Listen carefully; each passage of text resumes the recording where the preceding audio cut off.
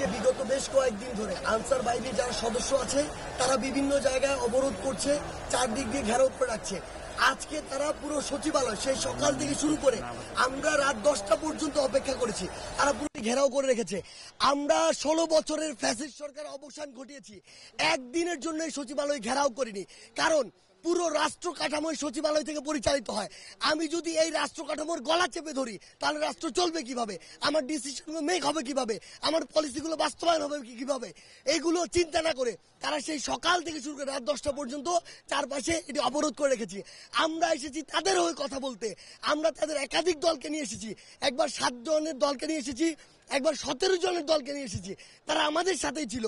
কিন্তু তাদেরকে যখন আমরা বলেছি তাদের অধিকাংশ দাবি মেনে নিয়েছি এবং বলেছি যে এই অভ্যুত্থানের এখনো 20 দিন হয়নি, আপনারা যদি আপনাদের এই দাবিগুলো জানান সমস্যা নেই, এই দাবিগুলো রাষ্ট্রের অবস্থা স্থিতিশীল হওয়ার পরে জানান, অবশ্যই এই দাবি নিয়ে কথা হবে।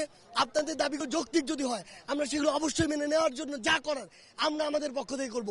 কিন্তু তারা আজকে সকালে এখানে ঘেরাও করেছে, আজকে তাদের সকল দাবি মানতে হবে, হোক যৌক্তিক হোক অযৌক্তিক।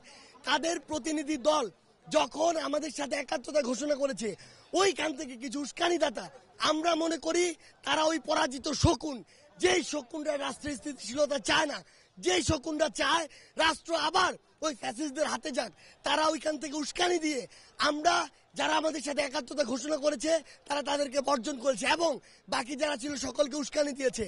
আমাদের কাছে মনে হয়েছে এটি একটি বৃহৎ পরিকল্পনার অংশ। তারা এক এক সময় এক একবার বিভিন্ন পরিকল্পনা করেছে, ছাত্র জনতা প্রত্যেকবার রুখে দিয়েছে। আজকে তারা এখানে মাননীয় প্রধান উপদেষ্টা থেকে শুরু করে মাননীয় যত উপদেষ্টা ছিল কিংবা এই সচিবালয়ের পুরো রাষ্ট্র কাঠামোর আমলাতন্ত্রের যতজন কর্মকর্তা কর্মচারী ছিল সবাইকে আটকে রেখেছে। যদি আটকে রাখা হয় তাহলে এই রাষ্ট্র কাঠামো ফাংশন করবে কিভাবে? আলটিমেটলি তাদের উদ্দেশ্য ছিল এই রাষ্ট্র কাঠামোর ফাংশনটিকে বন্ধ করা। কিন্তু তারা ভুলে গিয়েছে যে এই ছাত্র জনতা আজকে থেকে কয়েকদিন আগে 16 বছরের ফ্যাসিস্টকে গলা ধরে নামিয়েছে, পতন করিয়েছে, দেশ থেকে বিতাড়িত করেছে। তারা কয়েকশো আর কয়েক হাজার এসে মনে করছে ছাত্র জনতা মনে ঘুমিয়ে পড়েছে।